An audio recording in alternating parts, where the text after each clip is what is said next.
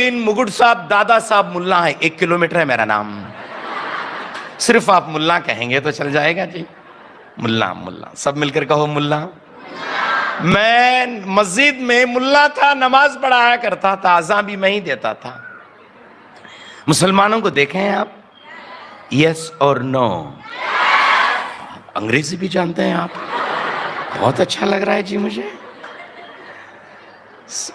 मैं अज़ान भी देता था, नमाज भी मैं ही पढ़ाता था।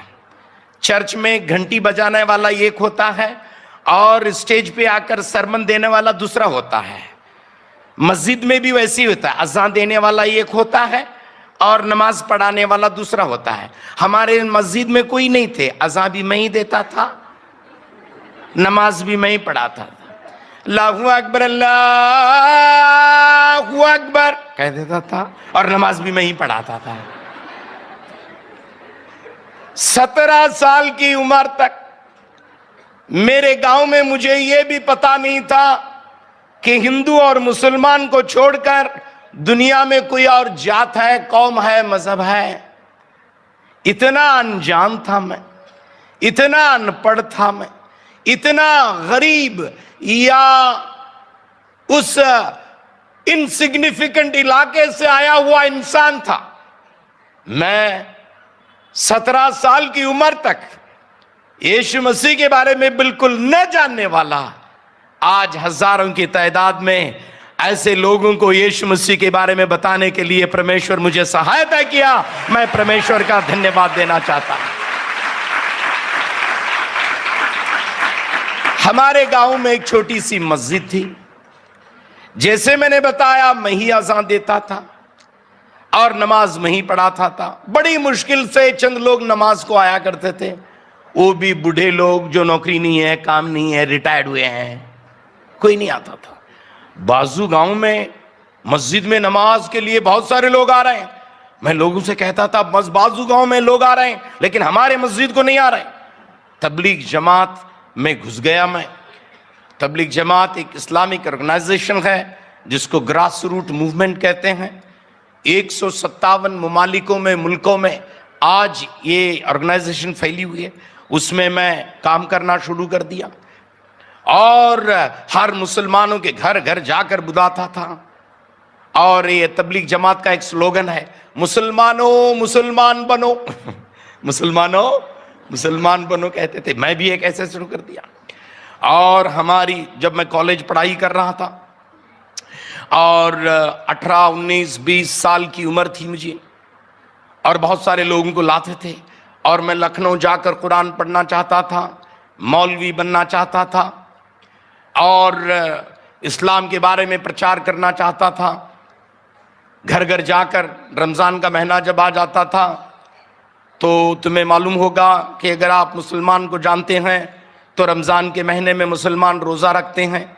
रोज़े के पहले 4:30 या 4 बजे करीब सहरी के कहते हैं, खाना खा लेते हैं और मैं लालटन पकड़ के हमारे इलाके की गली गली में जाता था, रोज़दारों रोज़े की सहरी का वक्त हो गया, उठो। ये तमाम काम करता था मैं। उसके बाद मैं अपने बड़े शहर बेंगलुरु किसी नौकरी के सिलसिले में मैं चला गया और उसके बाद मेरी ऑर्गेनाइजेशन को मैंने बदल दी। तबलीग जमात एक नाम ऑर्गेनाइजेशन से जुड़ा हुआ था मैं। वहाँ जाने के बाद जमात इस्लामी, जो कुरान को बहुत साइंटिफिक तरीके से पढ़ने वाले, उसमें एजुकेटेड लोग रहते हैं, उसमें मैं जुड़ गया। और 1980 की बात है। जुड़ते जुड़ते इतवार के दिन, संडे के दिन छुट्टी रहने की वजह से मुसलमानों के बीच में 5 वक्त की नमाज है। आपको मालूम होगा, फजर की नमाज कहते हैं जो सूरज निकलने से पहले अदा की जाती है। दोपहर की नमाज जिसको जोहर की नमाज कहते हैं, दोपहर के 1-1:30 बजे हो जाती है। असर की नमाज 5, 5:30 बजे के करीब है। मगरिब की नमाज 6, 6:30 बजे के करीब है। आखिर में इशा की नमाज 8:30 या 9 बजे के पहले हो जाती है। इतवार के दिन मस्जिद में ही रहते थे हम और बहुत पढ़ाई करते थे, कुरान, हदीस, ये इस्लामिक लिटरेचर को। 1980 की बात है। गल्फ में जंग हो रही थी, लड़ाई हो रही थी शिया सुन्नी के बीच में। वहाँ से मैगजीन आया करते थे।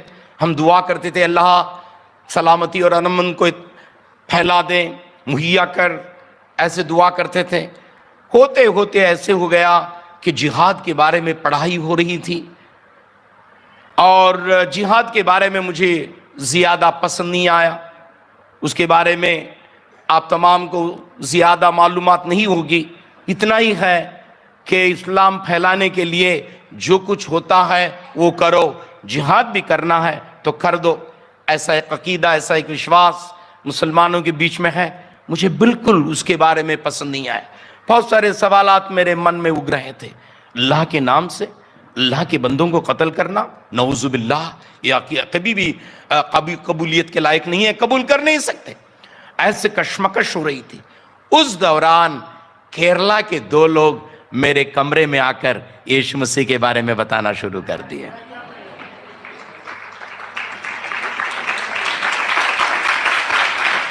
उनकी भाषा मुझे नहीं आती थी, मेरी भाषा उनको नहीं आती थी। मलयालियों को, चंद मलयाली हैं, मलयालम छोड़कर दूसरी भाषा आती नहीं। और मुझे अंग्रेजी तो बिल्कुल आता नहीं था उस वक्त ज़्यादातर। उन्होंने मुझे थोड़ा बहुत बताना शुरू कर दिया। उनको पता चला कि मुझे कुछ मालूम नहीं हो रहा है।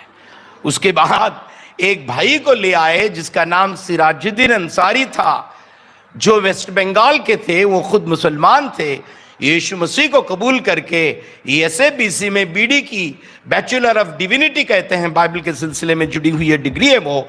उस डिग्री को पढ़ने के लिए एसएबीसी में पढ़ाई कर रहे थे। वो भाई को मेरे पास ले आए।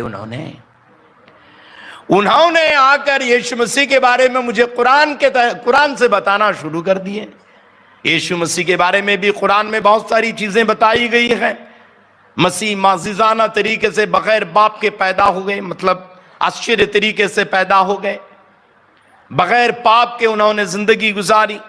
मुआजिज़े करामात, चमत्कार किए, अंधों को आंख दिए, लंगड़ों को पैर दिए, भूखों को खाना खिलाए, कोढ़ी की बीमारी को शिफा दिए, अच्छे अच्छे काम किए, अच्छी अच्छी तालीम दिए। उसके बाद अल्लाह ताला उन्हें उठा लिया और आसमान पर चले गए और दोबारा इस दुनिया में आने वाले हैं। ये तमाम चीज़ें जो इस्लाम के अकीदे विश्वास के मुताबिक है, सिराजुद्दीन अंसारी आकर मुझसे कहना शुरू कर दिए। वो चले जाने के बाद 2 बातें मेरे दिल में चिपक गई। एक बात, मुसलमानों के अकीदे या विश्वास के मुताबिक अल्लाह ताला इस दुनिया में 1,24,000 पैगंबर या संदेशों को इस दुनिया में भेजा है और उसमें से एक है यीशु मसीह कहते हैं।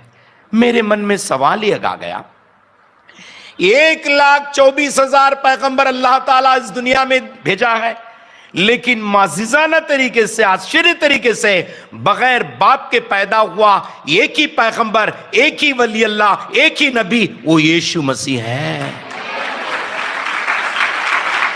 1,24,000 पैगंबर अल्लाह ताला इस दुनिया में भेजा है, लेकिन दोबारा इस दुनिया में आने का वादा सिर्फ एक नबी किए हैं, वो यीशु मसीह हैं। ये सवाल मेरे मन में उगना शुरू हुआ। क्यों? Why he alone? Why यीशु मसीह ही क्यों? यीशु मसीह क्यों? ये इंक्विजिटिव मुझे यीशु मसीह के बारे में ज्यादा जानने के लिए मुझे खींचते ले आया। आते आते मेरी कहानी बहुत लंबी है, बहुत बड़ी है और आने वाले दिनों में मुझे वक्त दिया गया बोलने का, बोलते जाऊंगा। पास्टर जेम्स राम को मैं पूछ रहा था कब तक मेरा प्रचार करना, वो कहने लगे आज 12 बजे तक चले जाओ आप। बहुत खुशी हो गई मुझे।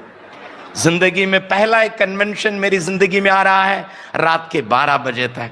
मैंने बताया पास्टर जेम्स राम अगले साल भी मुझे ही बुलाना मेरे भाई।